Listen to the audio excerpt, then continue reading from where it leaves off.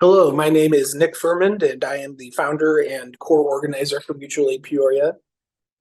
This is the Mutual Aid Peoria Reflections webinar. I've already done one webinar that reviewed our history, impacts, and finance that really looked at the what we did and how we did it. This presentation is meant to look more deeply into who we were, why we did what we did in the way we did, and what we could have done better, as well as what we did well. Before I dive into that, I just want to start by grounding us in a bit about the history of Peoria, Illinois. Peoria was the homeland of the Peoria tribe, who were then forcibly relocated by European settlers to Oklahoma. Peoria is the oldest European settlement still standing in Illinois. It wasn't the first settlement, but it's the oldest still standing. Settlers, then would move up north, and Chicago would become the main city in Illinois. But during the 1920s, Peoria had its heyday. Peoria was the whiskey capital of the world with over 70 distilleries. There was a very active brothel scene. Prostitution was legal here, and we were a huge vaudeville center. The phrase, if it plays in Peoria, meant that if a vaudeville act could be successful in Peoria, then it could be successful anywhere in the world. And, this really continued up until Prohibition. Also during this time, the 1920s, there was a strong KKK presence. Illinois was never a slave-owning state, but it, had a number of sundown towns, and there was a strong KKK presence in the Peoria area. And the 1920s was also when the Caterpillar World Headquarters first opened in Peoria. Caterpillar, the large earth-moving equipment producer, was headquartered here, and was, after the 1920s when the whiskey and vaudeville scene, kind of dissipated.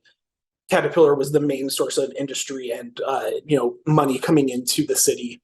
And that continued until 2017, which was about 3 years before Mutual Aid Peoria started, and 3 years before the pandemic hit. And the departure of Caterpillar was a very big deal. There was definitely a hit on the manufacturing jobs in the area, but more so since it was the world headquarters that left, it was a lot of the, well-paying white-collar jobs that left, a lot of the jobs that brought, people in from other states, or brought even people in internationally because they were a global company, and that, brought in people that had a lot of purchasing power. I think a lot of those people have left since then. Peoria also has a history of radical activism. Mark Clark was born in Peoria, Illinois. He founded and led the Peoria chapter of the Black Panthers, and was eventually murdered in Chicago by Chicago police, along with Chairman Fred Hampton. Peoria, unfortunately, was also the birthplace and hometown of Matt Hale, an influential white supremacist and Nazi who was very active in Peoria when I was growing up here in the 90s and early 2000s. I think what's inspiring is that we were also a scene of a very strong anti-racist action and opposition to Matt Hale. And this video here is a bunch of anti-racism activists disrupting an event that he held at the Peoria Public Library downtown.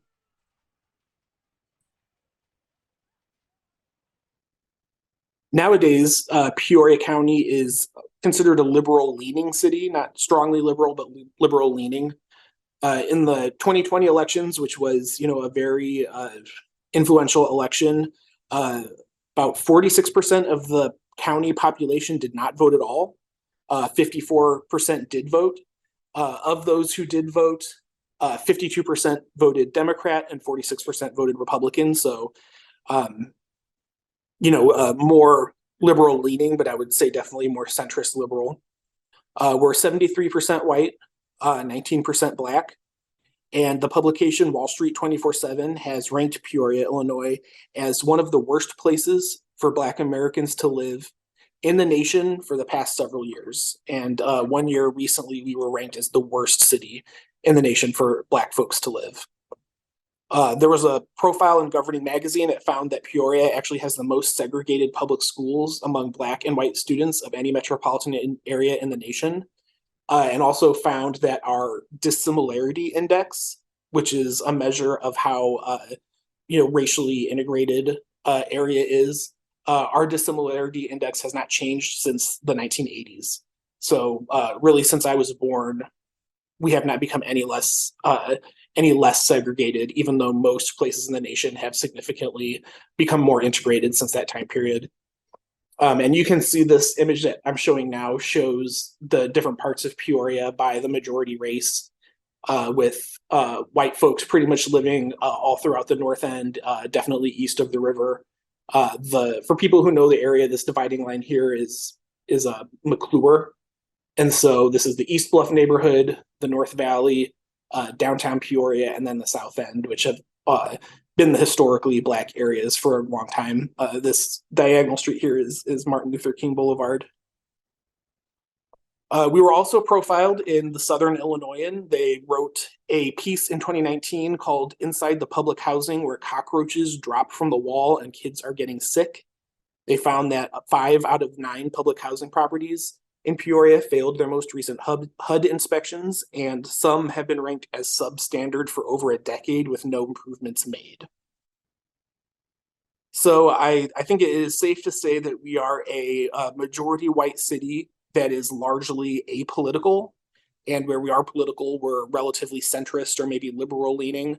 But where we stand out is that we're highly, highly divided by race, and the Black people who live in Peoria have some of the worst conditions of any Black folks in the nation.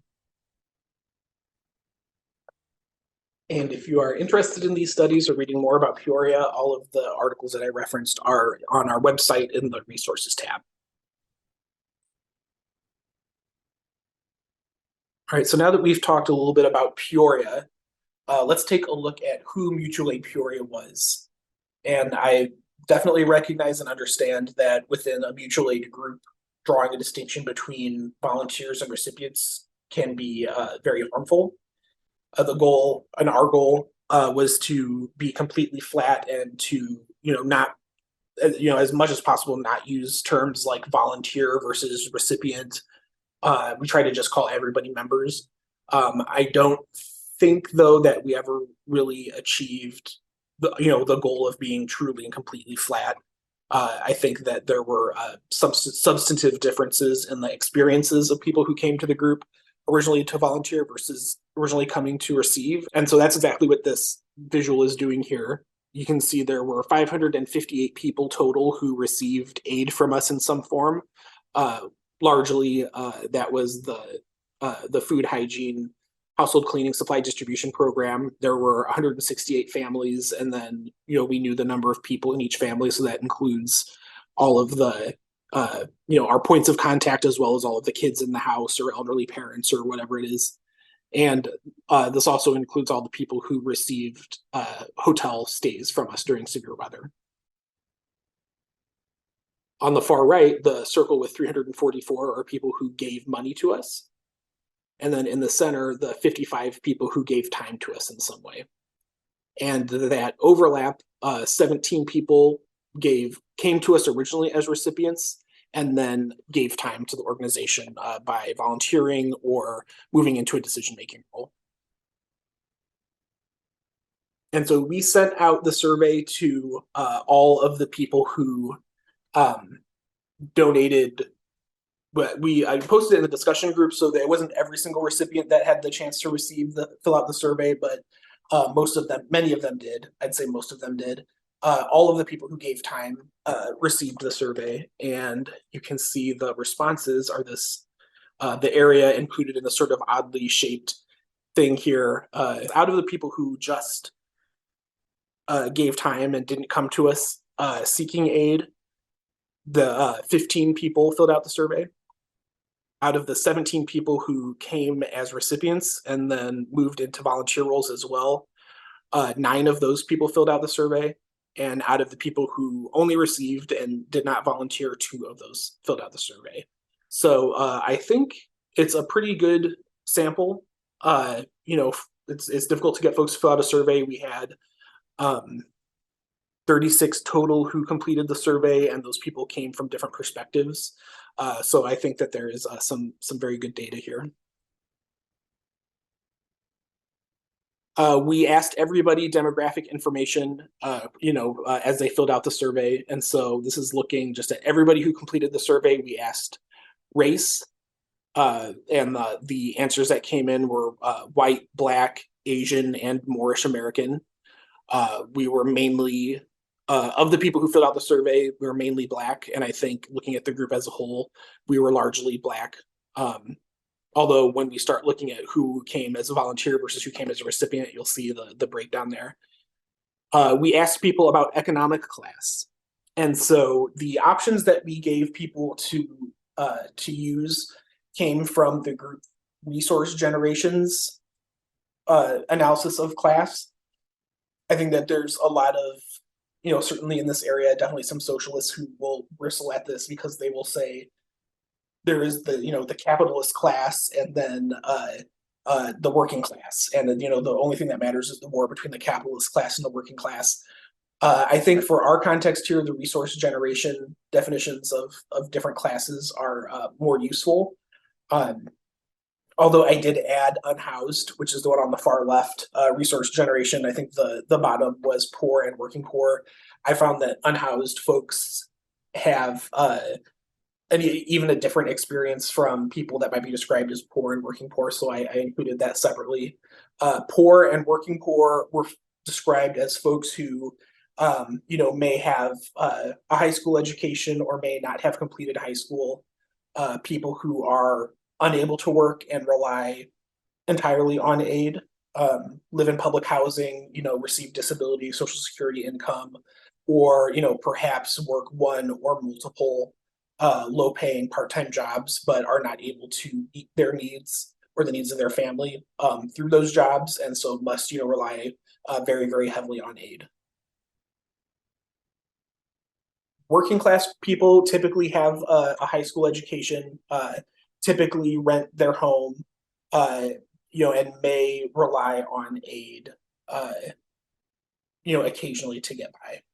And both the unhoused, the poor and working poor, and the working class folks are much likely to be targeted by the state or criminalized in our media. Middle class folks are much more likely to have a college education or access to a college education. They probably don't use aid at all to get by.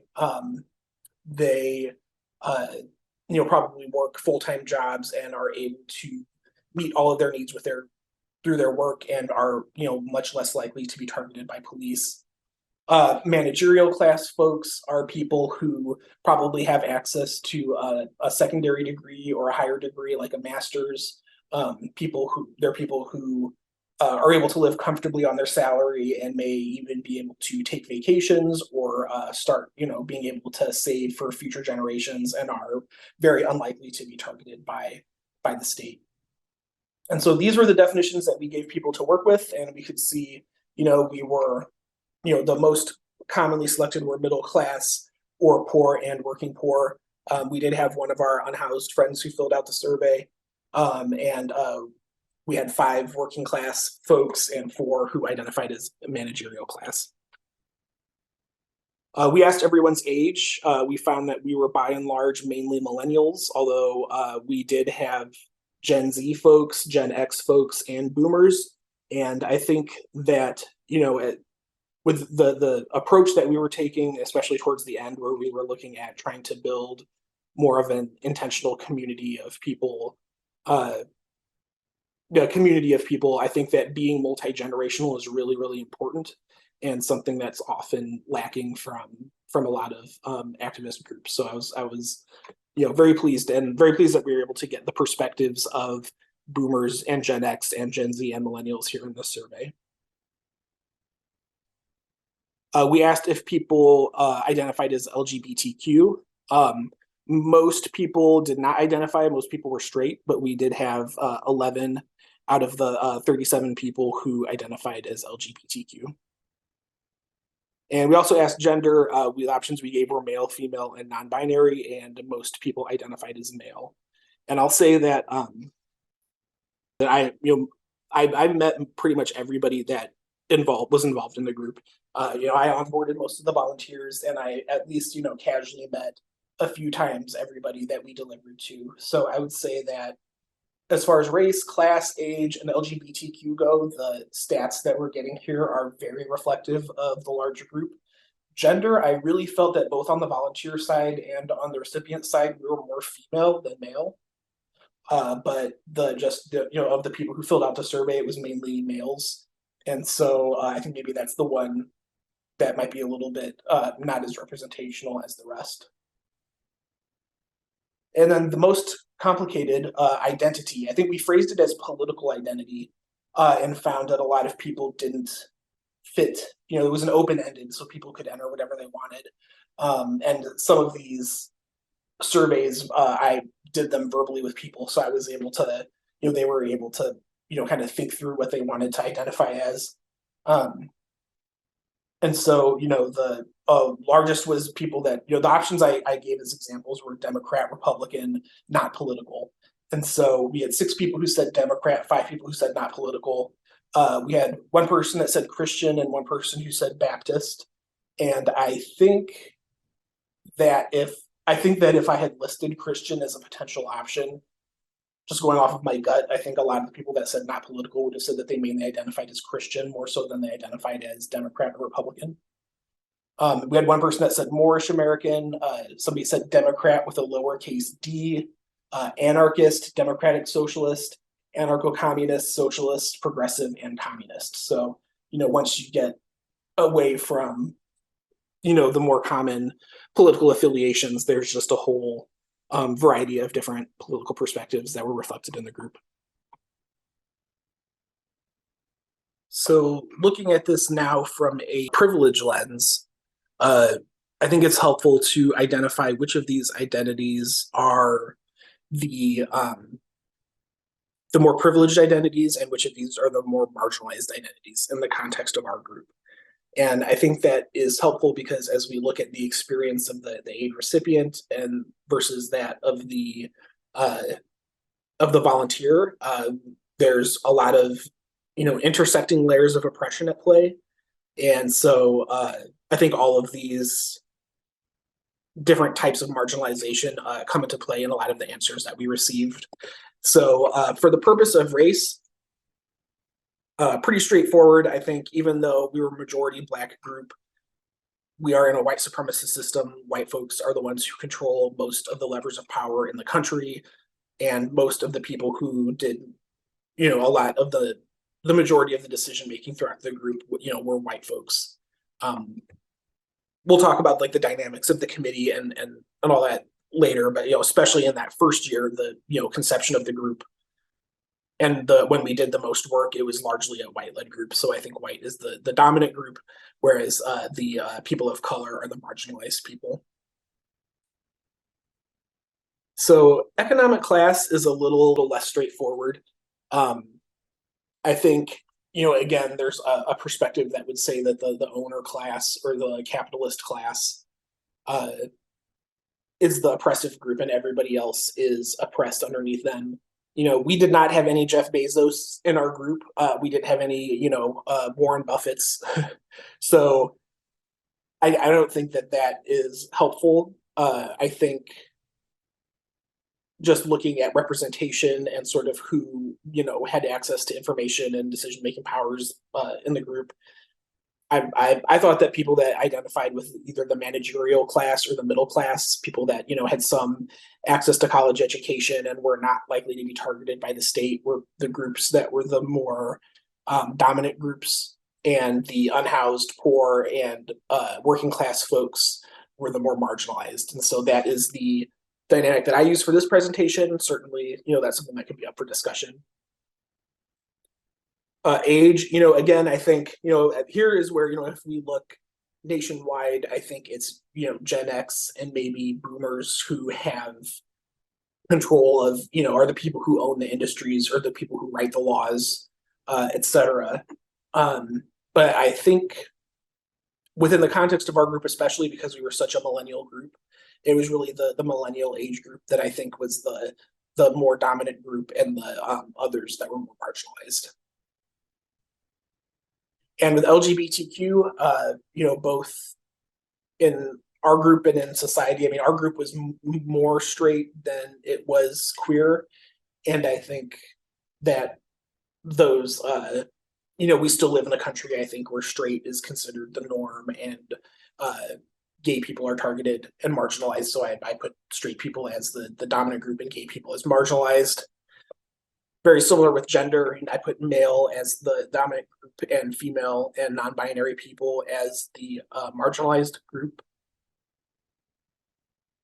And identity was another tricky one. I think looking at our area and looking at our group being, a Democrat or being apolitical is really common, and so I think that those definitely would fall in the dominant group. And I think also I put being Christian and let me fix this actually. I think both being Christian and Baptist. Okay, well, yeah, identifying as either Christian or Baptist, I think is very common in our area, and I think that our nation is still largely a Christian nation with other folks, other religions being more marginalized, and so I put people who answered as Democrat, apolitical, Christian, or Baptist as the dominant group, and then people who identified as Moorish American, Democrat with a lowercase d, anarchist, democratic socialist, anarcho-communist, socialist, progressive, or communist as people who were the more marginalized people. So, with that in mind, I took those identities and I split out the survey responses by people who came to the group as volunteers and people who came as recipients. And so if we look at the people who came as volunteers, and these I'll point out to these both of these diagrams, we have all of the dominant social groups on the top of the circle, and then all of the marginalized identities on the bottom of the circle. And the amount of shading, like the degree of darkness of each wedge, is showing how many people from that category fell into that group. So, for example, the volunteers were 59% white and 41% people of color. And so you can see, we were actually fairly split up. I mean, more tending towards whiteness, but actually, there were a fair amount of people of color who came to the group as volunteers. As far as orientation, we were, again, pretty even, but a little more likely towards queerness than straightness. As far as class, with the volunteers, we were much more likely to be upper class, much more likely to be in the, middle class or managerial class, and pretty unlikely to be, unhoused or poor and working poor or working class. Again, with gender, the volunteer group was much more male, at least the ones who filled out the survey. That's the one that I felt was not as representative of the group as a whole. That was just a kind of a quirk of this survey. 76% of the volunteers were millennials and 24% were not millennials. And 73% of the volunteers had what I call like a radical identity, as opposed to a quote unquote normie identity. Those are the terms I decided to use, but they were 73% fell into those, anarcho-communist, communist, progressive, democratic, socialist, and 37% fell into those, capital D, Democrat, apolitical, or Christian. Now, if you look at the recipients, you can see that they were much less likely to be white. 27% of them were white, 73% of the people who came to us as recipients were people of color. They were much more likely to be straight. They were 82% of them identified as straight and only 18% identified as LGBTQ. There was one person that was a recipient that filled this out who identified as upper class, and I wonder if maybe that was an error in them completing the survey. They were 91% lower class. I don't think there was anybody that was, managerial class that was receiving aid from us. So I do think that might have been an error on the survey respondents' part. Male, 73% of them were not male, 27% were male. I think that is pretty reflective. It was mainly women who reached out for help to us.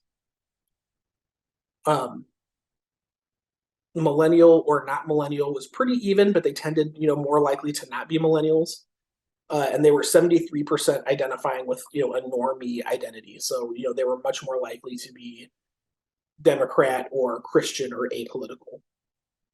So that gives you a sense, looking at the groups, the people that came to mutual aid were, especially within the context of Peoria, they were more likely to be queer, more likely to have a radical political ideology, but also more likely to be white, upper class, male millennials.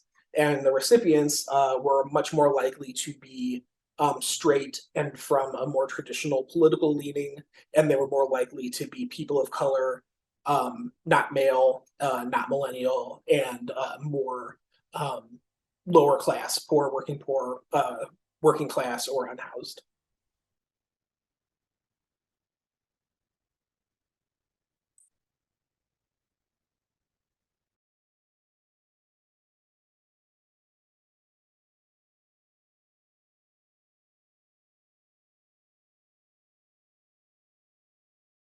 And so, with this understanding of who the people that came to us as volunteers were and who the people who came to us as recipients were, let's move on and take a look at some of the survey responses in light of these different groups.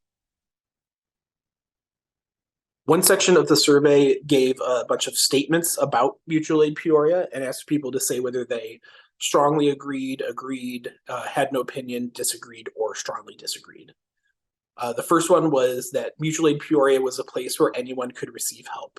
And I think it was a good sign that between the volunteers and the recipients, the majority of each either strongly agreed or agreed. So you can see that, roughly the same part, same area of the circle is green, with the recipients, tending to think more strongly, agree that anyone could receive help. But also with the recipients, the people who didn't agree, rather than having no opinion on that, they were more likely to disagree. And there was, a note that, some people just weren't helped. And there definitely were people, especially in the year 2 and year 3, when our, income was low, people would ask if they could add their friend or their neighbor or their family member. And we just said that, no, I'm sorry, we can't add any more people at this time. And then a sense that a lot of people were used to giving without taking without giving back. And that made it hard to get enough people to volunteer to help everyone. And that is definitely true. I mean, I think the charity model is really prevalent in this area. So folks were not used to the idea of, being part of a group and giving back to that group, and the mutual aspect of mutual aid. This was a really, really important question, and aspect of our group. Whether people agreed that decision making was in the hands of the most marginalized. You can see that again, roughly the same portion agreed, about the same area is green. Recipients were more likely to strongly agree, although there were some disagreement. Volunteers were, there was less that had no opinion on the matter, and there was a lot more who strongly disagreed. There was a note that decision making was in one pair of hands and that it didn't appear that there was a process for decision making. And I can add that because we made the decision that the primary decision making committee, the banking committee, was required to be majority people of color and majority people in need. There were white people and people who came, largely white people who came as volunteers, who didn't get access to that space. And I'll add further that, the decision to make the committee majority people of color and majority people in need was a decision that I made pretty independently. I said, if I'm going to continue, this is the way it has to be. And I did not seek input on that. And so I think that, it's likely that the viewpoint that decision making was in one pair of hands, comes from other white volunteers who, were not able to get, into the committee space and wanted to. And that was, that was an intentional decision. I don't know that everybody agreed with it, but that is the way that it was. And on the recipient side, this top one actually I know did come from somebody who was a recipient that was on the banking committee and was saying, yes, it was, but opinions are opinions. Like a jury, your opinion might not be the one. I think within the banking committee, all opinions are valid, all opinions were discussed. Uh, but it is true, I mean, it wasn't a perfectly flat environment either, because I would say I had access to the most information about the group. I had access to a car. I had access to the bank account to make purchases. I had activism experience. So certainly my opinions, I think, carried a lot of weight in the group. And so while we did have a committee that created a space for marginalized people to have a voice, was it a perfect incarnation of that? No. But I think that we did it. I think it was good that we did it, and I think that continuing to work on how to do that in ways that are more effective is the way forward. And then also the idea that there needed to be more committees with more options for involvement, because there were marginalized folks and recipients who wanted to contribute but weren't a good fit for the banking committee. And if we had been able to get more committees with more different opportunities involved, that would have allowed even more spaces for marginalized people with different skill sets and different approaches to have an opinion.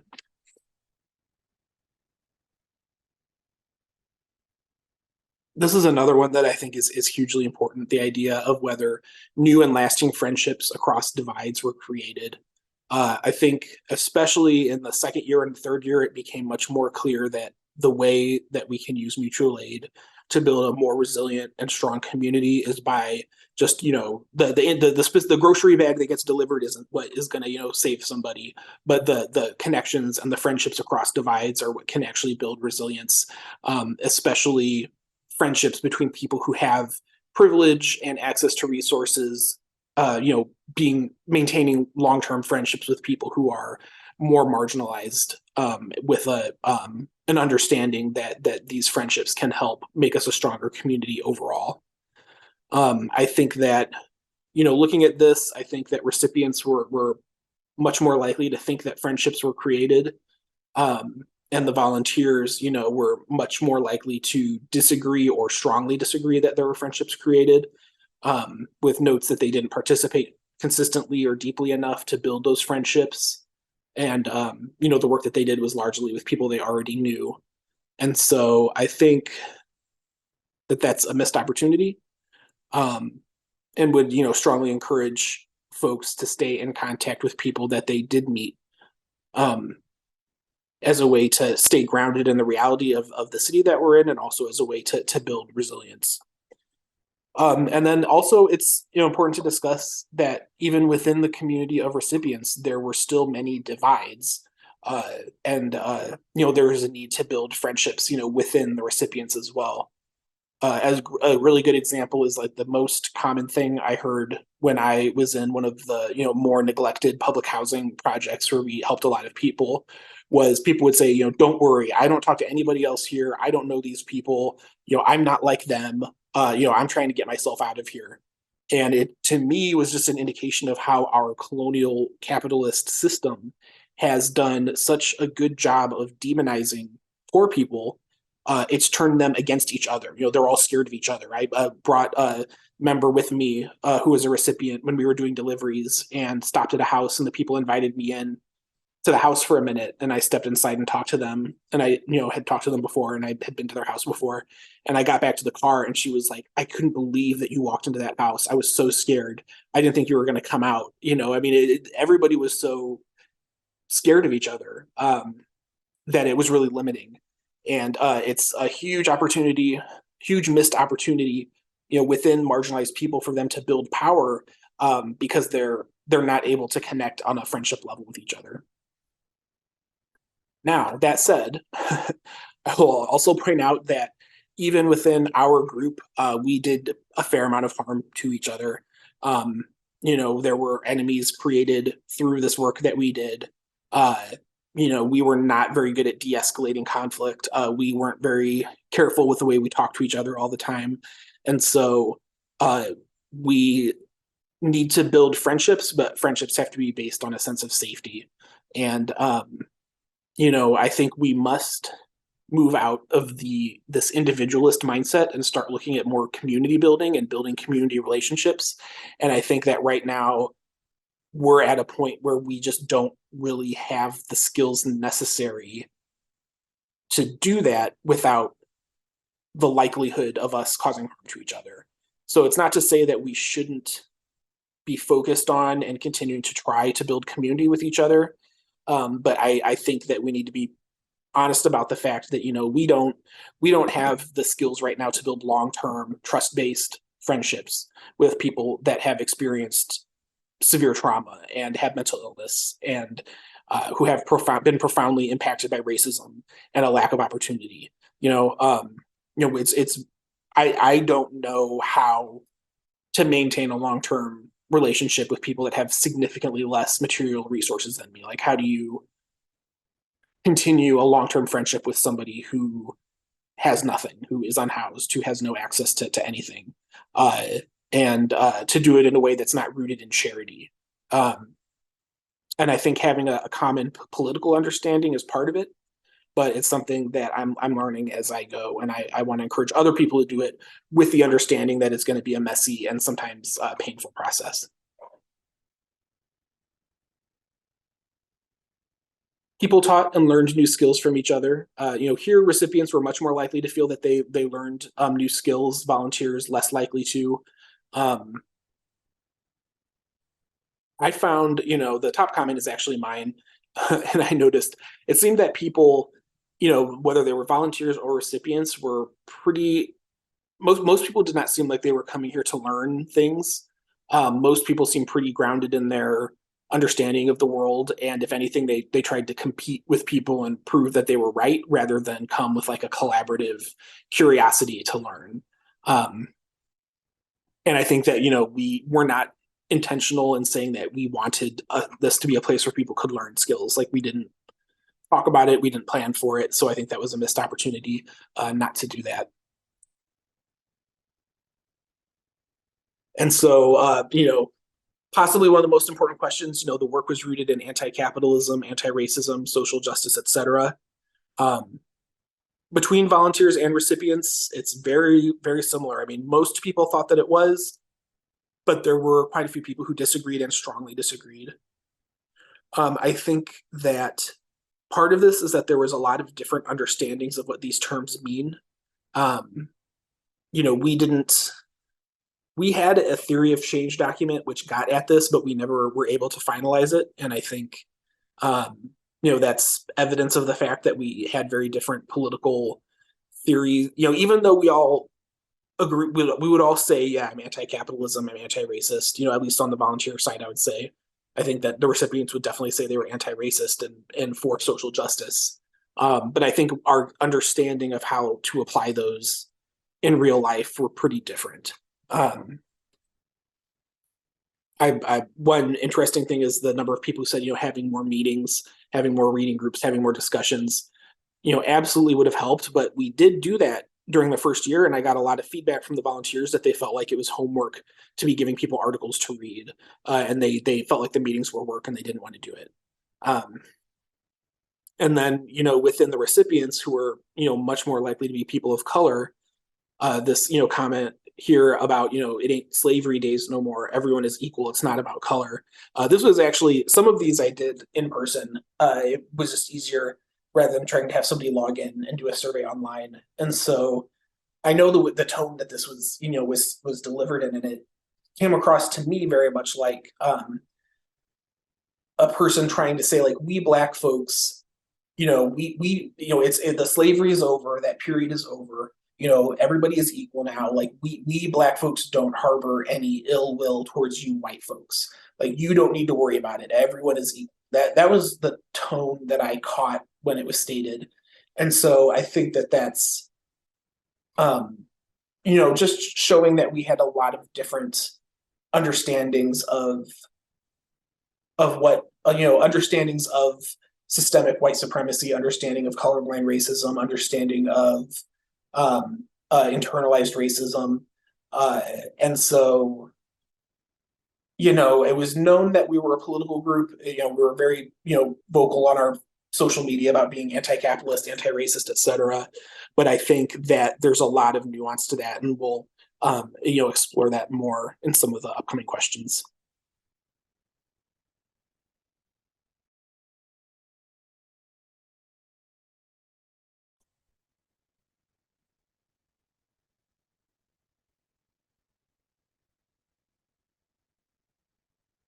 So this next set of questions is a little different.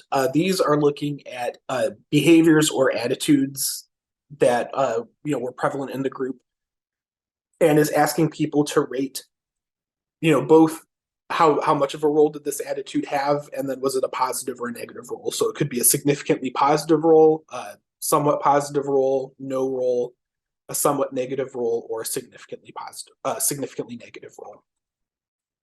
And also, I looked at these with the same breakdown as the previous set along, people who came to the group as volunteers versus people who came to the group as recipients. And I didn't see any real notable difference in, whether they saw these different behaviors or attitudes as having, a positive or negative impact. So, I tried different ways of looking at it, and what I found was that, the key difference, or the key, yeah, I think the key like lens to look this through was looking at people who were more deeply involved, like people who volunteered for more than 1 year, people who played, more than one role at different times in the group, versus people who had more of like a light engagement, only playing one role, only being around for a year or less. So I broke these down into, for lack of a better term, I said core team versus support team. But it's looking at people on the left were much more deeply involved, and people on the right were less deeply involved.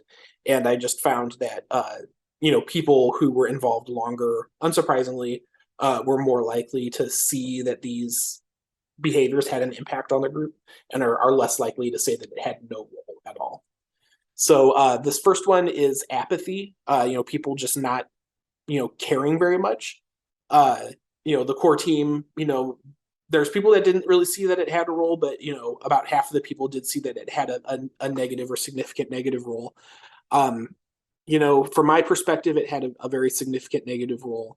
If a really good example was when, we were really hurting for donations and we launched the Patreon, and we talked about it, within our internal private discussion group. I looking back on it now, I can see that, if everybody that was in that discussion group had joined at the lowest tier at just $5 a month, we would have been able to continue doing the biweekly deliveries. But only about 5 people out of over 100 people in that discussion group, were willing to continue to donate just $5 a month to keeping the group going. So we had to go down to doing deliveries once every 3 months. And this wasn't our public Facebook page. This was the internal discussion group of people that, filled out a form saying, I want to be a part of this thing, had been onboarded, had shown up, at least, probably for something along the way. And so, that was really, really surprising. Out of that, over 100 people in the discussion group, only 12 people showed up to volunteer for something in that last year. And there was a huge rate of no call, no shows. Like people, I don't know if it's the Midwestern nice, but people just don't want to tell you, no, I'm not going to show up for this. So people just say, oh yeah, I'll be there. And then they don't show up. But that makes it very difficult to plan things. And so I know that's my comment on the left. Maybe if I had, been harder on people that didn't show up and that no call, no showed, or setting some like requirements that they show up to stay in the organization as a volunteer, could have been something I tried. Somebody suggested more public events, and I think actually I think that's a really good idea. We did have a fair amount of public events, but they weren't very consistent, and having like a consistent time and place that we were out in the public and visible would have brought more people in.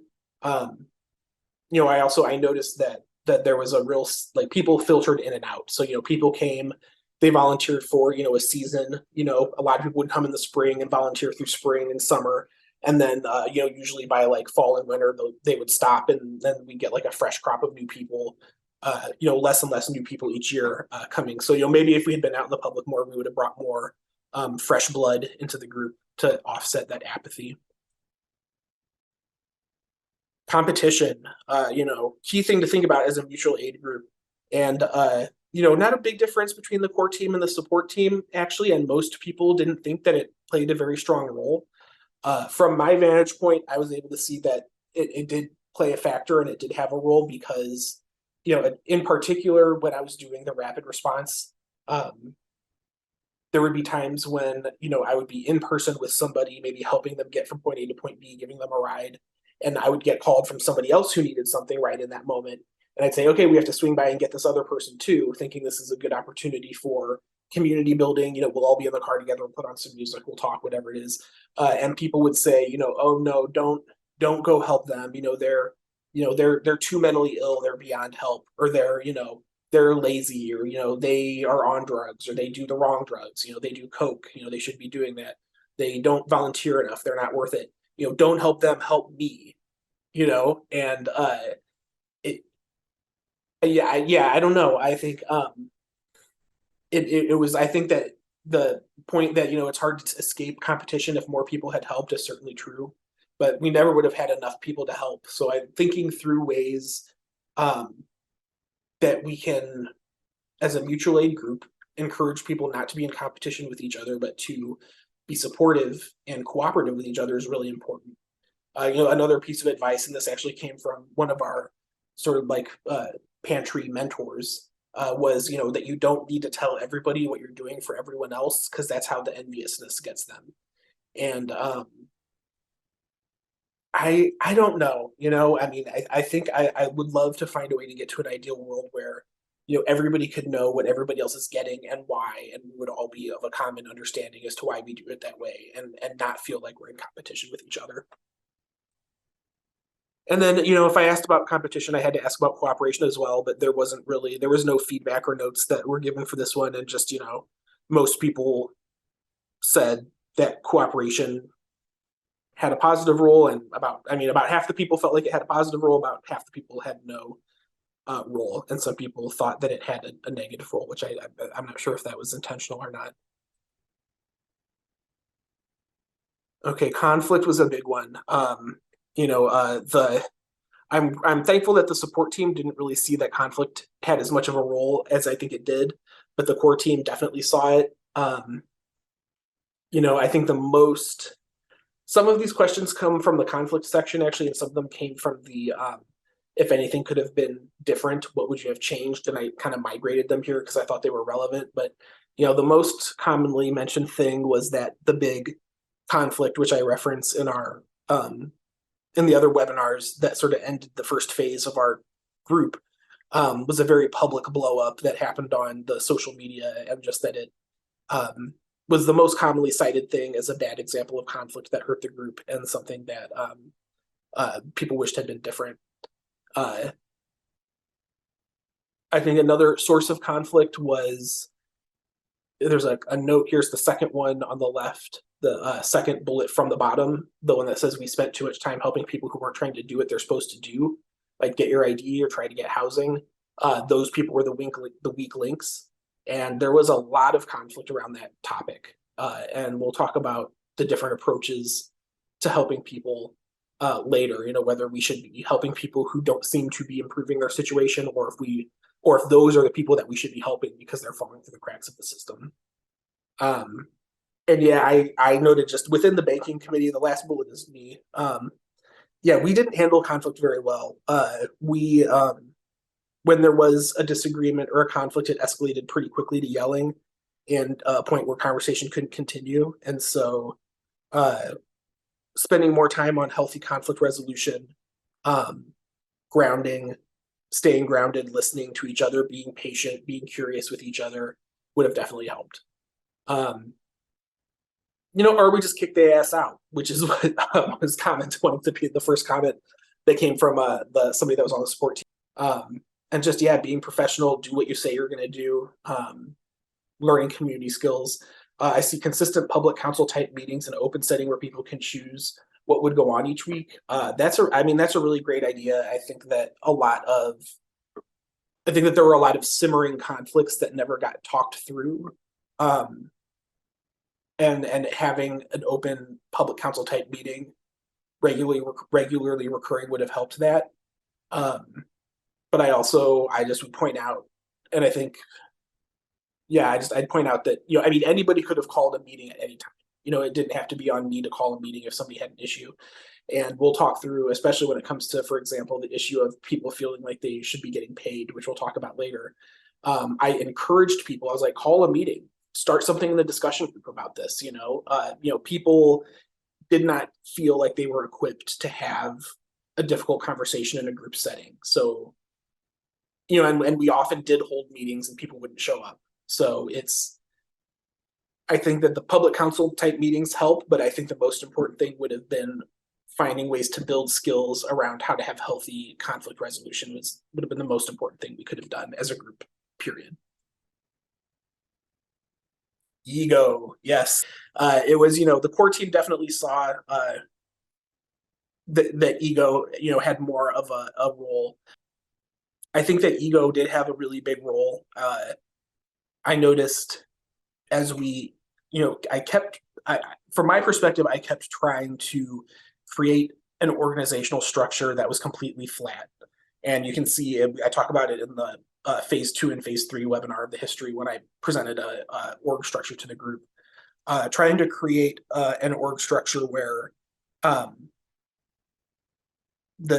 each team kind of acted independently, and there was like leadership on each team, and we all just acted for the greater good and stayed in communication with each other, but there was no hierarchy.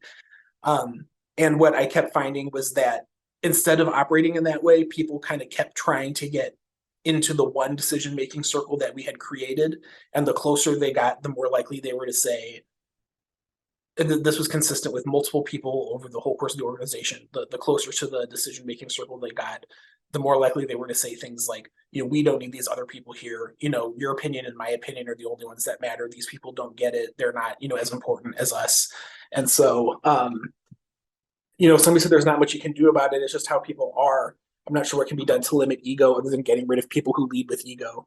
So that's definitely an open discussion and something to think about for the future is how do we move past that individualism and that ego and move to a more collective and community conscious mindset. Gossip. Yeah, gossip was, again, the support team, I don't think really saw it, but the core team saw that there was a lot of gossip. And I don't know who said significant positive role. I bet you they meant to say significant negative role, just looking at this data here. The top bullet is mine, that gossip was prevalent. And honestly, in my opinion, it was being used kind of in a weaponized way.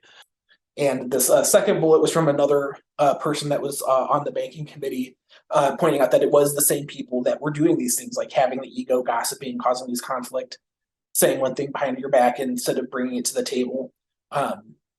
So it's a team culture thing. It's a learning how to be with each other in ways that are honest and with accountability. And it's not easy at all. And it's definitely not easy for people who have been through significant trauma and who have been oppressed and who have dealt with, the worst shit that society has to put on people. But it is something that has a really big negative impact on the group.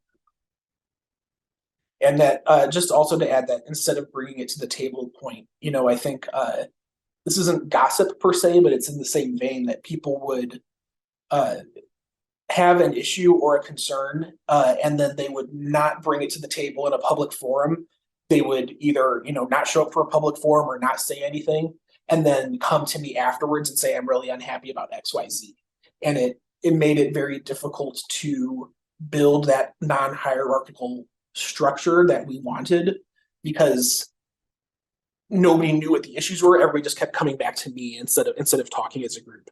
So yeah, gossip had a very negative impact, and it's something that I'm wary of now and aware of going in the future.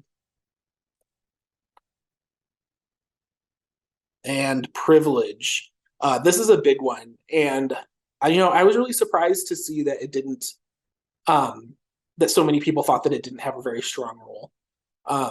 I can see arguments for it having a positive role and a negative role. I think that there were a lot of people who used their privileged positions to raise awareness about the group, to get money donated to the group, to lift up marginalized people and their voices. So I think there was a lot of good examples of privilege being used, but there was also, and I worry that more so our privilege caused issues with us and being able to connect to people.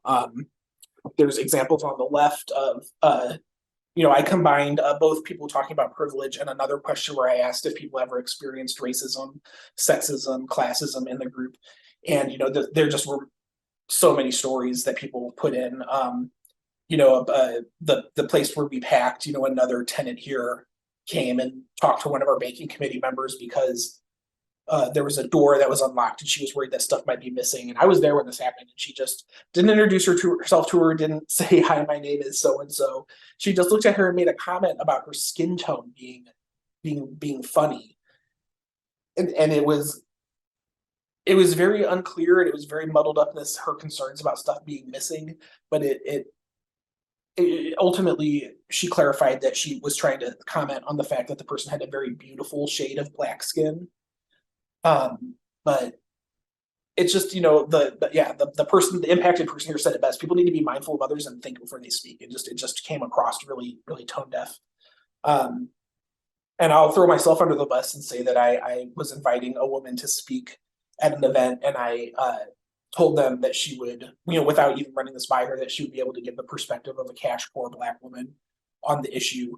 And when I told her that I framed her that way, she was really upset with me, and that was a place where my own, privilege blinded me to the fact that I, may not be the one to give a characterization like that of another person without their permission. So it's a learning process, and somebody on the right said really well, like, you have to train. And I'm somebody, I think, who has been trained, and I work on this, and it just shows that it's a constant effort to remove these microaggressions and remove this, white lens, this, privileged lens that a lot of us have. You have to train people before they work with marginalized people. You can't take it for granted that you can work with anyone. People who are unhoused, people in public housing have very different needs in how you speak to them. So it's there were some of these really blatant examples, and then the last two bullets on the left, I think, were some of the more subtle examples. Stop people complaining about little shit that doesn't matter. Understand different people are affected by different things, but when it's not about them, it's about stupid things that are not relevant that can be avoided. I think I saw some of this happening where I would see people complaining about something that was going on or talking about something, and they'd be really upset about an inconvenience that they were having. And I would know, in the back of my mind, I'm like, this other person here in the room with us is like not sure if they're going to have food for their kids tonight, or is not sure, they're after we all leave, I'm going to drop them off under a bridge and they're going to sleep there in the rain, and you don't want to call it out in the moment because that puts people on the spot. But we should have been more thoughtful about how we talked in general, and just being aware that there were people with vastly different life experiences with us. And then the last one, people should have been more mature, separate their reality from fantasy. And I think that is speaking to, we would get really political theory wonky sometimes, talking about, when we did, there was a kind of a small group of us, but when we did get into political theory stuff, we'd be talking about this vision of this utopia, and building dual power for marginalized people. And one of the people there would be like, "So am I getting a hotel tonight, or am I sleeping outside?" Like it was. I think that, to sum it up, I think that there's a lot of education that needs to happen uh, before. Like, we need every single person to be out there in contact with people who are vastly different from them, and we need to be learning from that. But we're going to cause some harm in doing it, and we need to be ready to adjust and make changes, and we need to learn as much as we can beforehand, because our privilege shows up in unexpected ways and it causes harm. And then last but not least, saviorism. It's interesting, this question is ridiculous. Do you think anyone with saviorism impulses will recognize them? Um, I think that, I thought that maybe the more marginalized folks would recognize saviorism when it showed up.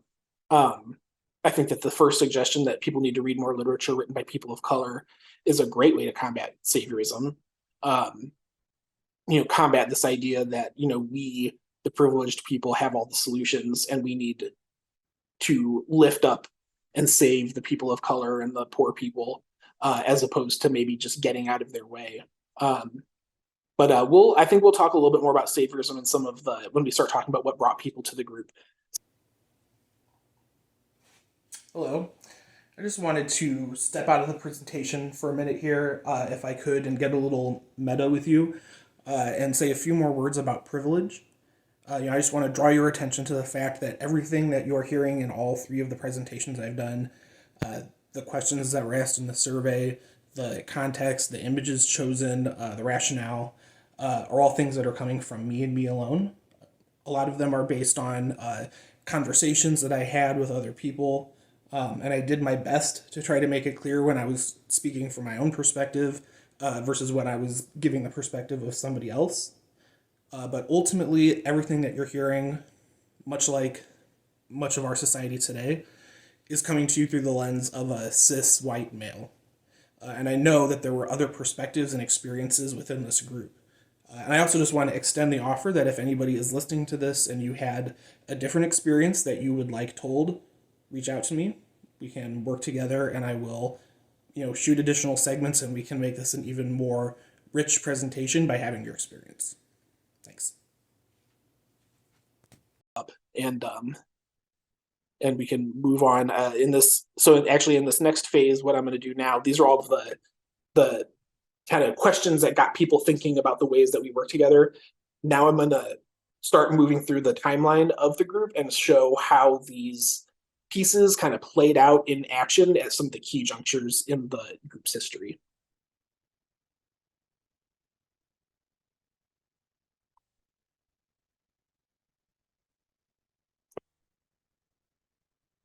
So we first launched our first forums on March 15th, calling people together to, do some kind of mutual aid response. And, at this time we were wrestling with a lot of questions around like, what type of organization were we going to be? Were we, going to donate money directly to people in need, or did we want people to give it to the group and we would buy things for them? There was a lot of questions coming in about how did we want to relate to other agencies and groups that were doing similar work, other nonprofits, for example. Should we just purely act as a group that directs people to other agencies? Do we want to be a watchdog on those agencies? Do we, and it really came down to what is our perception of the problem. And I think that this time, and I'll try to like highlight some of the different approaches that we're formulating in the group now, because I think those become more and more clear as we go on. But I think there was a lot of people who felt that we had all the services for people that, whatever people needed, there was a service to give it to them.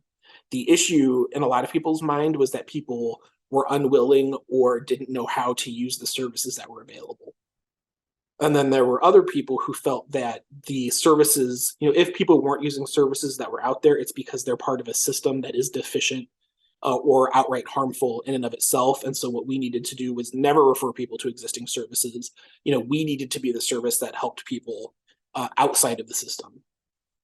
And so it was, this difference in approaches, are we here to support and direct people to other services, or are we here to be an opponent and another option for the existing services is really important. I remember specific calls, people said, what happens if we feel like we're in danger and we need to call the police? What happens if we see a child being abused and we feel like we need to call DCFS? What happens when somebody's in a mental health crisis and we think they're going to hurt themselves or other people? Do we call the police then, or do we call emergency response then? And the answer the answer was always, we need to try to provide a community-based solution first. But if a person feels that the situation is beyond their control, then, you should call the police or call DCFS. DCFS, we never had a situation where we felt like DCFS needed to be called, but this was the beginning. And even at this point, there was a lot of different attitudes in the group as to how we should relate to the system and to other groups.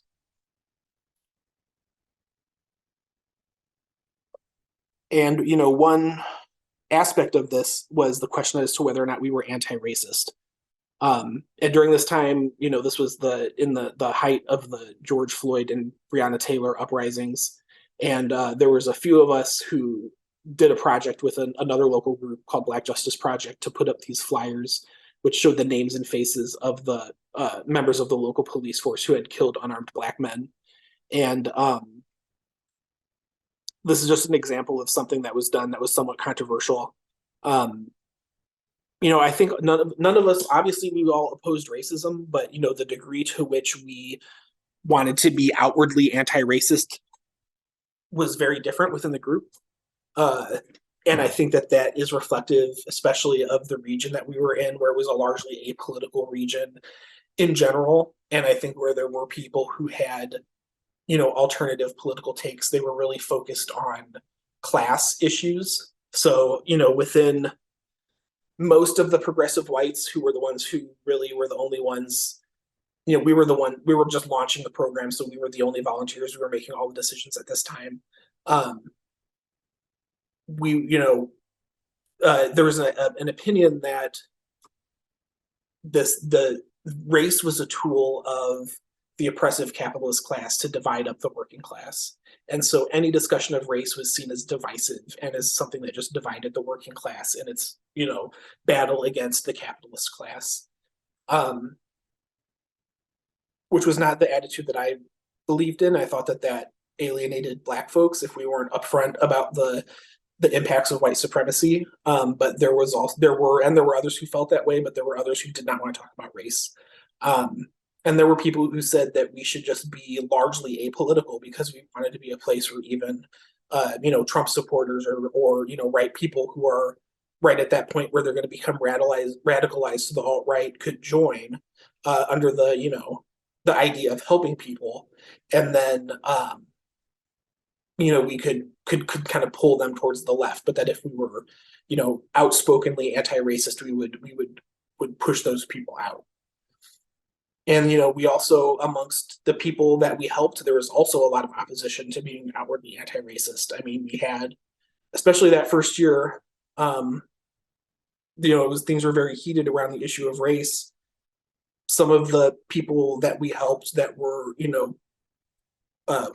poor, working poor white folks would be really outspoken on our Facebook pages when we would talk about race. I mean, we had one person is coming to mind who honestly, who I think we helped more than anybody else that year, especially on the rapid response front. I was at their house often helping them.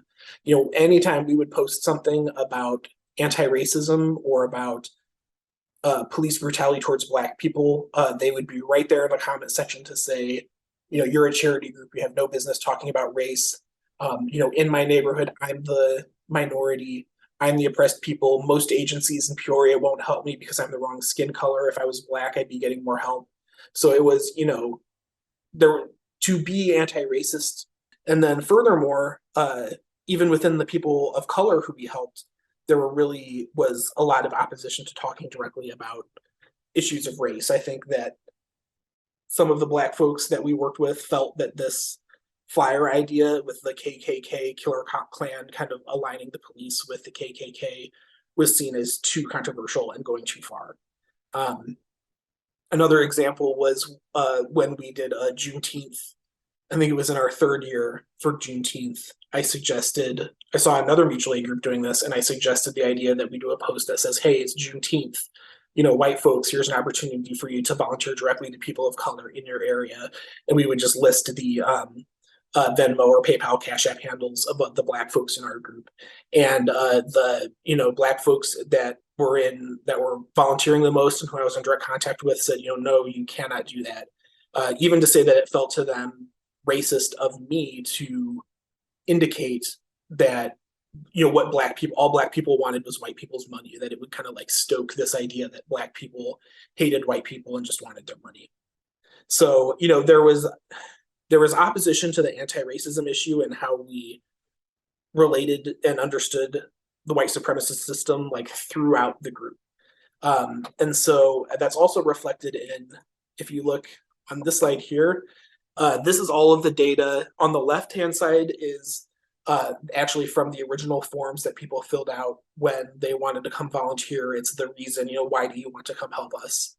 And on the right side, this is from the survey actually, and it was asking the recipients, why did you come to us and not other groups?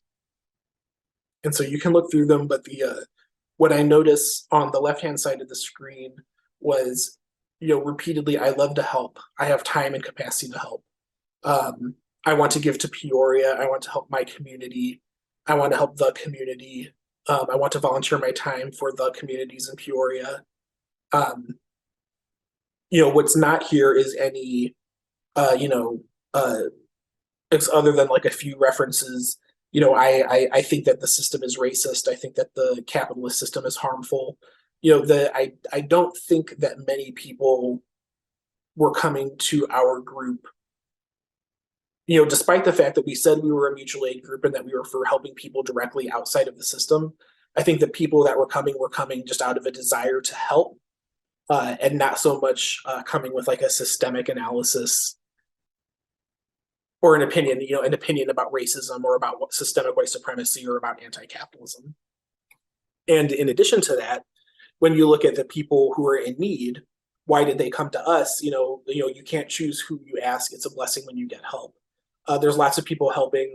You all did a good job because you helped like everyone else. You are new. I wanted to try you. You helped by being compassionate. The people who don't trust the pantries, you got to know them. But I was expecting to see a lot of things like, because I was Black, I didn't feel comfortable going to this pantry, or, because I was trans, I didn't feel comfortable going to this, church oriented charity. Like it really seemed that most people didn't, even on the recipient side, didn't really see like a systemic problem. They just came to us because we were another option that was available, to try to give them help when they needed it. And so all of these things really lend to us not having a strong, systemic analysis, I think. Here's actually one more example, of this was a little later in the group, but I did a poll and I just said, so why are you here? Is it because you think the system is broken and you want to fix it? Do you think that the system just is bad and you want to help people navigate it? Or is it because you think the system is wrong innately and you want to make a new system? And the most commonly selected one was a choice that was added by somebody else, which was, I want to help people who are victimized and marginalized by the system. So again and again, what I just saw was that people wanted to not look at a systemic analysis and not focus on how we relate to, other groups, other charities, not be critical of other groups or charities, not be critical of the system, and focus on this desire to help, which sounds fine, but I think that there is a saviorism aspect rooted in that, as opposed to, looking at and recognizing the fact that the system is benefiting certain people at the expense of other people. It's focusing on the individual helping and the good feelings we get from helping somebody who's victimized or marginalized.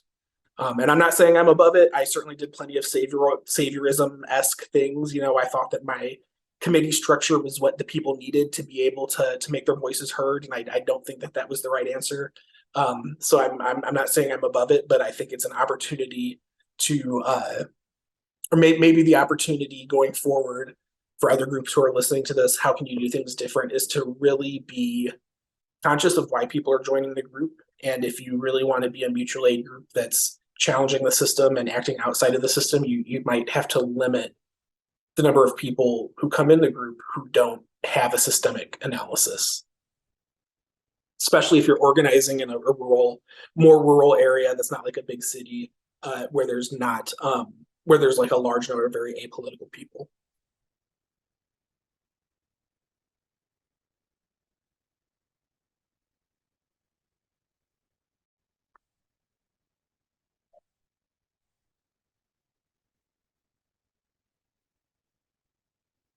So the next big juncture was when we settled on one solid packing space in this building called the Mill. Previous to this, we had been going from house to house and packing up our care packages in different people's houses. And it was around this time that this option became available, to have free space in this warehouse building called the Mill. And it's interesting. One of the there were many upsides to it, but one of the downsides was that it wasn't an open space that was accessible to all. I had a wound up getting office space here, and one other member had a studio here. So we had leases in the building and had keys to the building. But the only way that other people could come is if, we were there to let them in and we had a planned meeting. And, I mean, a lot of our meetings were done via Zoom. They weren't in-person meetings. So it wasn't a direct correlation, but it is interesting that, leading up to this point, we had been having regular team meetings, which you can see by these blue dots along the timeline. And it was right around that we got into the mill that just the desire and the need for team meetings kind of ran out. And so from that point on, it was really just due to, proximity and being in this space at the same time. And the fact that, there was two of us that had access to the bank account and two of us that had access to the packing space. We started making more and more of the decisions just between the two of us and having less public meetings. And I think with that, increased focus on two of the people doing so much of the decision making and so much of the work, I think this is also when two different approaches to mutual aid started to become much more visible. So, there was, one school of thought within the group that wanted as many people as possible to come out for the packing days.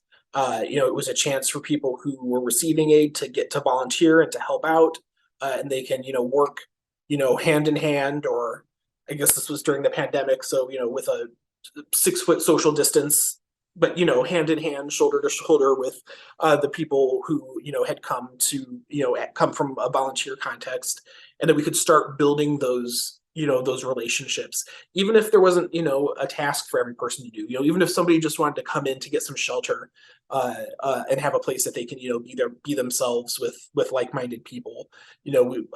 Some of us wanted everybody to be there, but then there was another school of thought that said, the thing that we can do best is get the most stuff out to the most people in the most efficient way possible. And so there's another school of thought that really just wanted as few as people as possible there packing, just the best people and the most efficient people, so that the packing could be done, with the least amount of additional hours and burden and strain on the volunteers, and get as much out as possible to help the people. So, it really was, two very different perspectives. I think as things went on there was more and more strain around just accessibility to the space and bringing in marginalized people to be able to help. We had, people that helped that were unhoused, and was really difficult at the end of a long day of packing to bring, 7-8 hours. There'd be 7-8 hours of work, and then to say, like, to somebody that had given all that time to say, okay, well, I'll drop you off in your spot, and you can get rained on all night. We were bringing people in for meetings, and it wasn't long before we got reported, and the management of the building had a conversation with me about bringing unhoused people and letting them stay in the building. Also, this is a place of business, so there were studios that had art for sale, and there was like a summer camp that was run here, so there were children here, so there was a lot of sensitivity around keep marginalized people being here, and it was kind of a constant struggle. So all that to say, you got to consider all aspects of a location and a venue for your activities, and convenience is one thing, but being sure that you're a space that's accessible to all, I think, is the most important.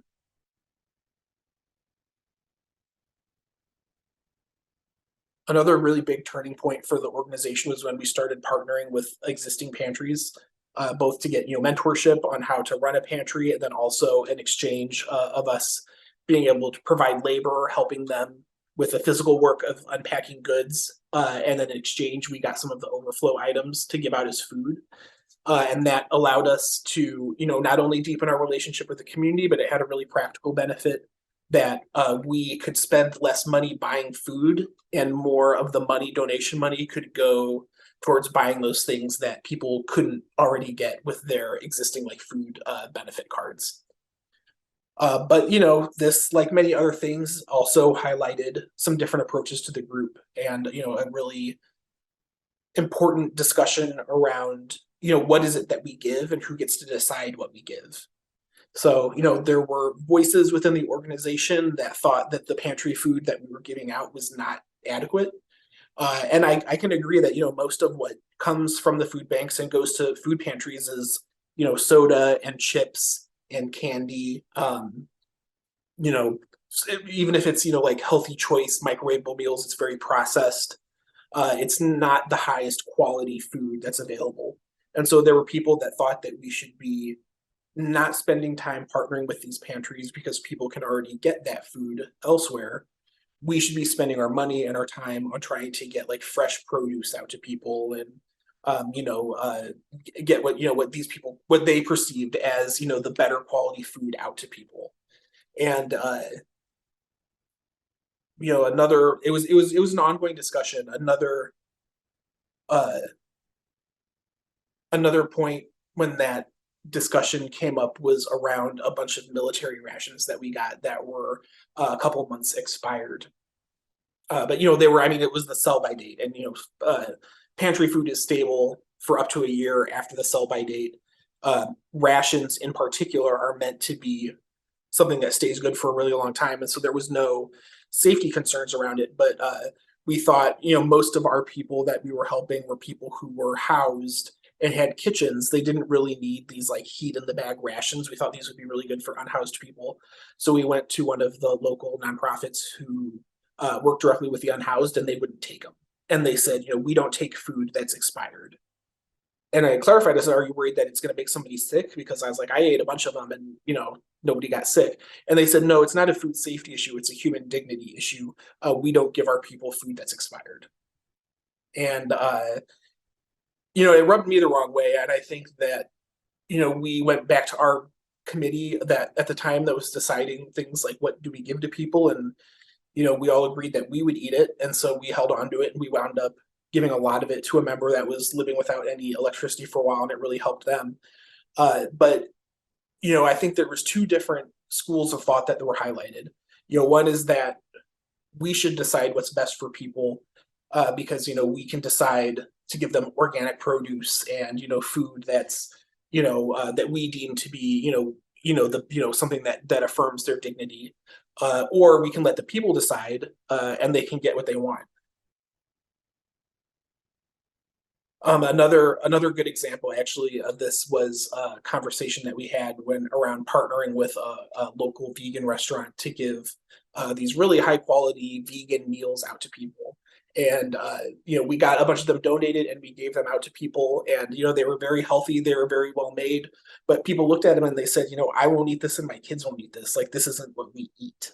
So I think one of the big differences between us and other groups was that we let the people decide what they thought was best for themselves food wise, even though the other people who maybe had more privilege felt like those choices were not the most healthy. We gave people what they were used to and what they want and what they were asking for.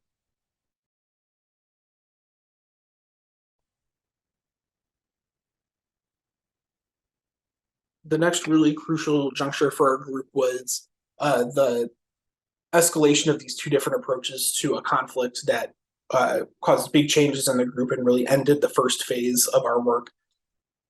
And I think the one important lesson learned that can be taken from this is that if you want to have a group that has a really diverse group of voices in it, different age ranges, different races and ethnicities, different political outlooks, you're going to have conflict. And so you have to make a decision as to how committed you are to working with people across these divides, and how much of your time and energy you can dedicate to conflict. And there's a balance between how diverse you can be and how much conflict you will have, because conflict is just, it doesn't even have to be a negative thing. It's just part of human interaction. We were lucky that we had two people who were very skilled in conflict mediation that we could call on when we needed.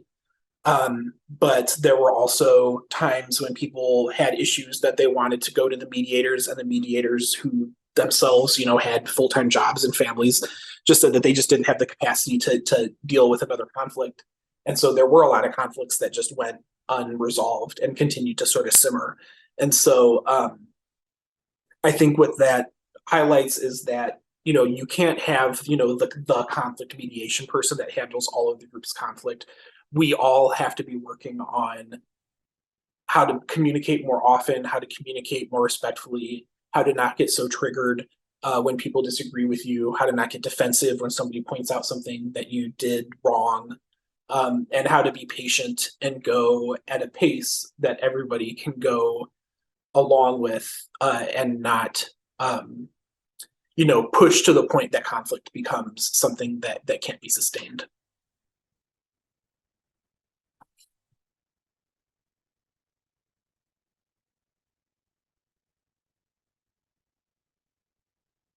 And so, yeah, this next period, I didn't have a good image for this, but there was a point here in phase two where we had gotten really regular with our packing and delivering, and we were kind of well out of the immediate crisis of the pandemic, and volunteer turnout had really dwindled. That we found ourselves in a situation where the people who were had the time to show up most consistently and who were doing the vast majority of the packing and riding along and helping with all of the delivery were unhoused people. And there was a point where they looked at me and they said, like, we're sitting here working, oftentimes like 10-hour days to pack up all of these goods for people who at least have houses and are better off than us. And we're not getting paid for any of it. And the question of whether people should be paid for this type of work is a really ongoing discussion. There's a really great webinar on this pretty recently put out by Barnard Center for Research on Women by Dean Spade, and presented the viewpoint that when we pay people for movement work, it goes away from being a movement against capitalism, against our colonial white supremacist capitalist system, to a labor transaction where you're inevitably giving people the least amount possible to get to extract their labor, as opposed to it being freely given because we have a common set of goals and principles. And it's a really difficult conversation. I think that is a question that really comes down to each specific group and each specific relationship. For us, putting out the quantity that we were, I think that we absolutely should have been paying people. That said, the answer that we arrived at the time was, I just made it as clear as I could that nobody ever needed to show up if they didn't want to show up, and we could not have if we didn't have enough people to volunteer, then we didn't need to have deliveries. And so, people continued to show up. A lot of people did stop, the unhoused folks did stop coming in to pack, and I did a lot of the packing by myself during this time period. But it was eye-opening, and it's something that every group should think about. I think that we should not be locked into a specific, purism about anti-capitalism to say that, in a given situation, and ours is a great example where I think that in retrospect, I think that we should have paid people.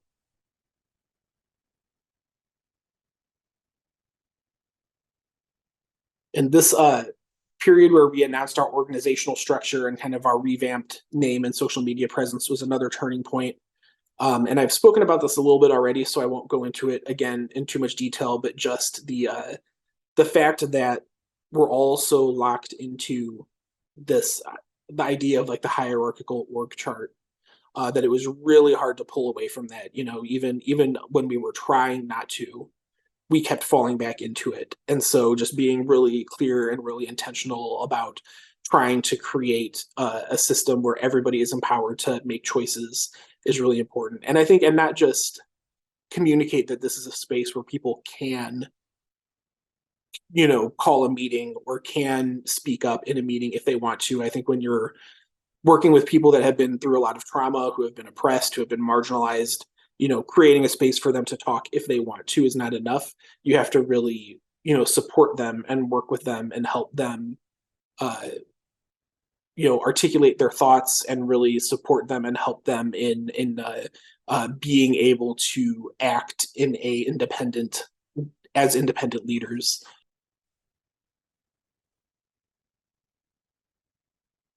This was another big turning point for the organization, the point where we were in our final year, our deliveries and our incoming donations and our volunteer capacity was at its absolute lowest.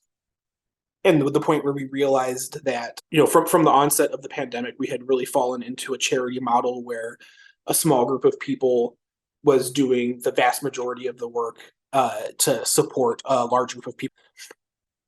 And I think and the result was we put this letter out and we let people know that if they wanted to continue with the group, that they just needed to find some way to get involved. And it could be as simple as joining a monthly call and sharing, their thoughts about how we could do better, or as much as being on the banking committee or helping come and pack. And, nobody other than the existing 17 people out of about 500 people who had already been volunteering, no additional people said that they wanted to help. And so it was a point where we realized that, what we were providing was not valuable enough that it was worth it for people to step out of their comfort zone and, risk their comfort and their safety engaging with people that they didn't know. As was referenced earlier in the presentation, we weren't the most savvy about how to not inflict microaggressions on people or make them feel bad, or we weren't very careful with each other's feelings, and so there was a lot of gossip and intensity and escalation and heated conflict in the group. So no, I mean, I don't think at this point that it would have made sense for people to risk all that difficulty to keep a group going that was doing a few deliveries a week. I mean, of course, we could have had a conversation and said, what else can we do that doesn't require money to be donated and that doesn't require so much labor.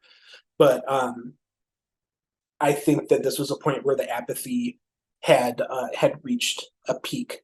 And I think as we look at this overall chart, which shows, the overall history of, our initial takeoff where we were doing calls and we were calling upwards to 100, 150, 175 people every week, doing 50, 60, 70, 80 deliveries every week, to, the big conflict and the kind of breakup of the group, to a more, systematic style of approach, and then eventually kind of petering out and ending. And then this looking at our incoming donations from our initial grant, and then the first wave of donations that came in through our, PayPal and Venmo accounts, and then really hitting peak donations coming in around, January, February, March of 2020. And then how, the further we got away from, well, it's an interesting question. Like when the apathy started to set in, the apathy of volunteers showing up, the apathy of donors wanting to give money to us, what caused it? And I think there could be multiple answers to that. I mean, the big public conflict certainly didn't look good for the group, so that could have played a role in it.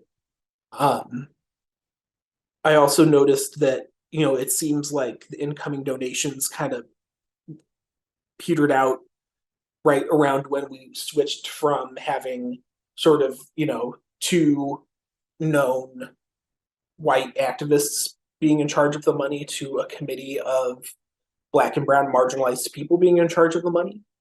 And I've wondered how much that impacted people's willingness to donate to us. I don't know. I don't know that it made that much of an impact, just because we didn't really promote publicly that we had a committee of marginalized people controlling the funds. We didn't lead with that really in any conversation, because I don't think that it would have been a big selling point for most of the people who are donating to us. But word of mouth could have been a factor, and I do think that it's possible that was an impact. I think probably the biggest impact was just that, by 2021 and 2022, a lot of people just sort of felt like we were out of the crisis and we were getting back to normal. And I think that that's a good lesson for any group, is that, in that crisis moment, be prepared to, capture people and, strike while the iron is hot and take advantage of that moment, because there's going to be a lot of momentum, when we had vocally, outwardly racist, fascist president, and there was a unprecedented pandemic. People were scared. People weren't trusting the system. They weren't trusting the government to keep them safe.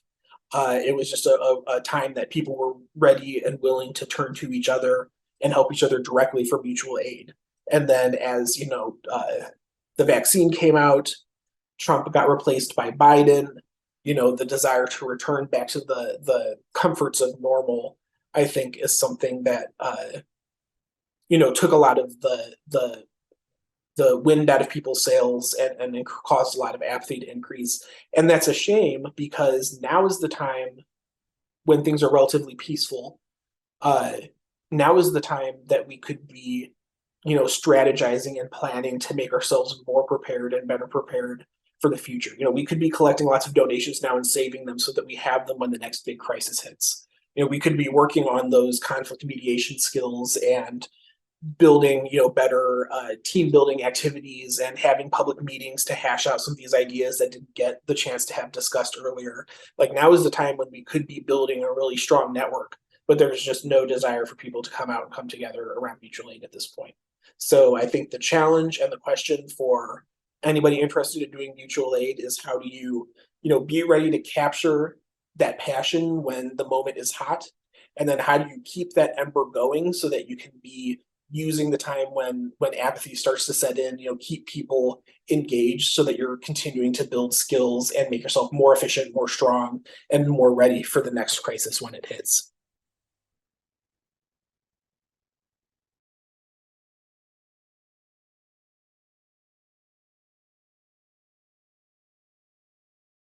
So now we'll go through responses to some of the last questions in the survey, looking at just in a very broad sense, what could we have done differently? All of the ones on the screen now have a similar theme, and this is probably the most common theme, was this just that we should have been better about how we worked together. We should have been, people were too negative. There were lots of disputes. Work together instead of backstabbing, less drama, more commitment, more support. Um, come together and say what you mean instead of the backbiting stuff. So just really focusing on that need within the group. And I think this is a need that exists under, just across the country, anywhere we're working in this colonial capitalist system. We're not really incentivized to build the skills that we need to build community with each other. We're incentivized to build the skills that help us get ahead as individuals. And so there's just a huge need for training and learning about how to be a part of a community in a healthy way. Now here we get into this slide and the next slide show just further illuminate the sort of two different approaches that were present. So there was many people, I'd say most people were of the mindset that we needed to be more centralized, like the Red Cross, which has a website to sign up and pick a number of shifts per month, a more structured schedule. I mean, this one, we posted when the packing events were going to be, a week in advance at least in the discussion group. But and they were always on Saturdays. But I think that it wasn't very clear to the public. It was really only posted internally. But being more organized, being more professional, had a plan, become a nonprofit. I mean, it was the constant thing that if we became a nonprofit, we would get grants and then we could grow. And this last one that we had spent a lot of time on band-aid solutions, like bringing a bag of groceries, and a band-aid solution doesn't address a jugular wound, that we needed to get to the source of the problem, get people to vote, get laws changed, help people find work, help them get to work, provide supportive services. So I think there was a lot of voices that were looking for us to grow and become more professional and systematic and ultimately evolve into a nonprofit. And then there were other voices that were saying that we needed to be focusing more on decentralizing, doing things in the moment to help people meet their needs right now. But anything else like that is moving into the charity world.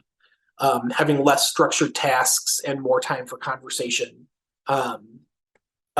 Having more time for conversation for us to, do sort of ad hoc political theory conversations. So there were two really different opinions about how we could have done this differently. the desire for, people that felt like their voices weren't heard, that we should have had a consensus decision making. I agree in theory, but the practice that I saw was that we needed smaller decision making groups focused on specific tasks because we just had such different approaches that, I mean, it's, hypothetically, we could have gotten there with decision making, but in the midst of the crisis, we needed to be able to make decisions quickly and move.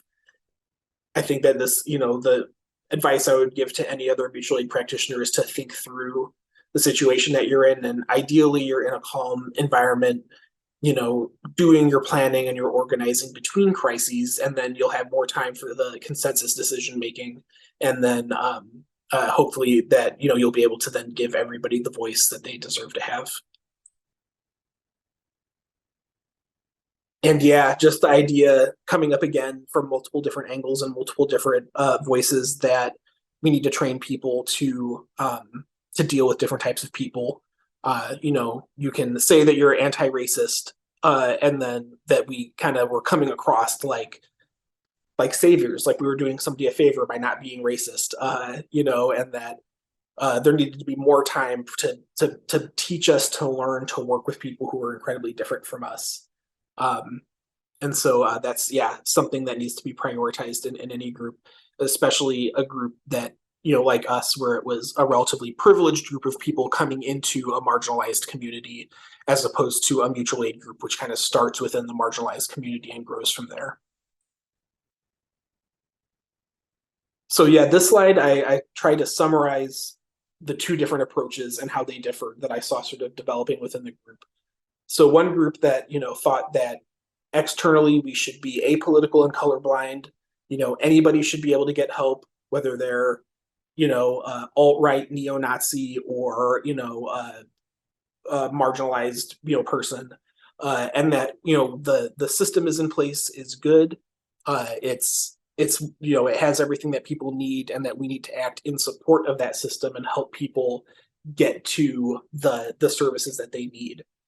And then the other viewpoint was that, we should not be apolitical or colorblind. We should be outright explicitly anti-racist and anti-capitalist.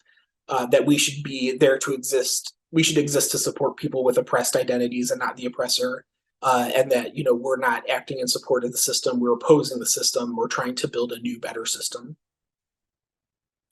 One group thought, our goals should be to provide the highest quality thing to people, the highest quality food, the highest quality, care, and that, our goal should be to help people navigate that system. And the other group really thought that the goal should be to provide as much as we can.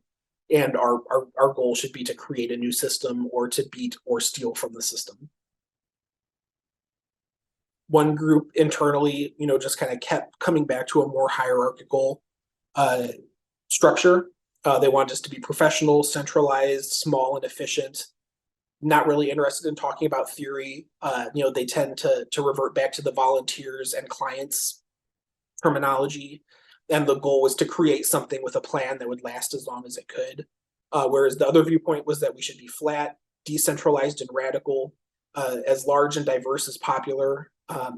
Very interested in the theory and educational aspects. Use the term members instead of volunteers and clients, and that we really should only last as long as we're needed, and then we can reconfigure again for a new purpose in the future. So these were two different approaches. I think one is much more. I mean, if people have seen Tema Okun's characteristics of white supremacist culture, I think that the approaches on the left really lend themselves to a system that is less inclusive and more based off of the existing nonprofit model, whereas the one on the right is more of an actual mutual aid structure. And I think even within the people that prescribed to the viewpoints on the right, there were people who had differences, and within the people on the left, there were different variations and different. This didn't apply to every single person. So I think what I have come to realize is that the idea of having, a 40, 50 person mutual aid team that's helping the volume of people that we helped just isn't sustainable in this community because we have so many different viewpoints. And I think that the only real workable solution is a lot of small, different mutual aid teams all doing mutual aid in their own way. So looking back, the high points of what I think we could have done better, I think that having the people that came as volunteers have a better understanding that we were a group of relatively privileged folks trying to work with marginalized people, being willing to do the education necessary to be able to do that in a way that causes the least harm. There's a incredible need for trainings on what is systemic racism, what is colorblind racism, what is internalized racism, what are microaggressions. I think also that we should have spent more time talking through our communication methods. We just kind of kept reverting back to Facebook chat threads. And I think that if we really wanted to be inclusive of people, from the boomer generation or people just in general who are not as internet savvy, we should have been more willing to have in-person meetings. The other thing we could have done better is I think that, without this sort of common viewpoint and this overarching commitment to systemic racism and anti-capitalism, human nature and our differences kind of pull this apart. And so what I mean by that is, a good example is when people would get really upset about recipients not seeming to be grateful or even being rude to people, which, happens sometimes. I mean, you might be helping somebody after they just got their ass beat by an abusive partner on the worst day of their life, so they weren't necessarily nice to talk to on those times. And so when we focused on this desire to help marginalized people, which I do think is rooted in saviorism, and those people, didn't show gratitude, it was really difficult and hard to take, But I think, I've seen people in other groups kind of shame people for saying, why do you expect people to be grateful for you? If you're here to help, you should just be here to help. You shouldn't expect people to, to say please and thank you and to, beg you and be so grateful for your kindness. But I think that, without an overarching understanding of systemic racism and privilege, and acknowledging that, some of us have way more privilege than other people, then of course you're going to expect people to be, polite to you when you help them. But like when you do have an understanding that, I have privilege that other people don't have, and therefore, I should be willing to help you, even if you're not, grateful to it for me in that moment. I think that it takes that sort of like broader belief in a broader concept to help you through the really hard times. And since we didn't have this really common broad understanding of privilege and systemic racism, I think that the hard times and the human nature to argue really exacerbated things. I think what the models that I've seen work really well and be really longstanding in our region in Black and Brown communities are church communities. And in a church community, you have this common belief in a higher system or a higher power that you're serving. And so I think that allows people to put some of the pettiness aside. And I think that, we should have had that from a political aspect, that we needed that to help us through some of the more difficult times. And since we didn't have that, we were the worst for it. And then, as I think I've said, several times now, just a lack of willingness or ability to put energy into interpersonal conflict management and take the time that it needs, that's required to be able to resolve issues that come up. What did we do well? I mean, I think the first thing and the most important thing was that there was a need and we answered. I think that people can get trapped in their own worry or philosophy or the need to be perfect. And, we certainly weren't perfect, but when there was a need, we sprang to it and we helped people. And I think that that's probably the most important thing that you can do. We required that marginalized people be in the decision-making spaces. And I think that was kind of unprecedented in this area. And I think that it was Was it perfect? No, but the fact that we did it was incredibly important. And then the thing that came up from the survey the most often was just that we got to know people beyond the transactional relationship. We actually built, hopefully built friendships that can last on into the future.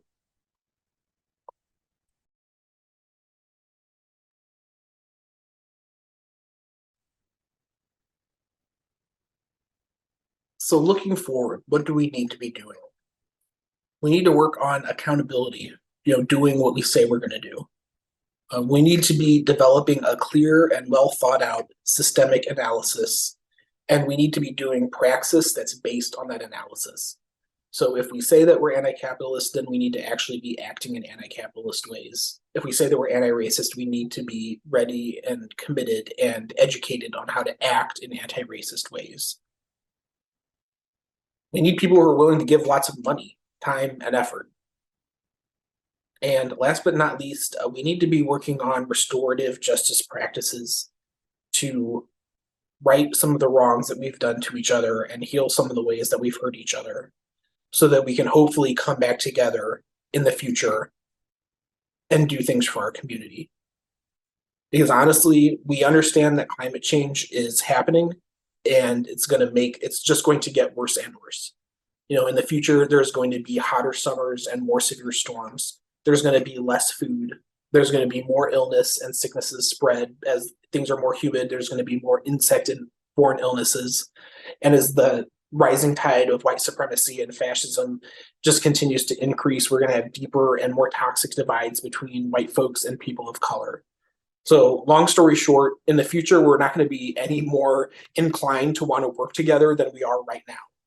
Things are just going to get worse. And so we have to figure out a way to be able to navigate these divides, build resilient communities, and be prepared and ready to act to take care of each other and keep each other safe. Because the system has shown time and time again that it is only built to keep the people in power now, in power in the future. And it is up to us to keep each other safe. And that is the end. Thank you for coming to my TED Talk.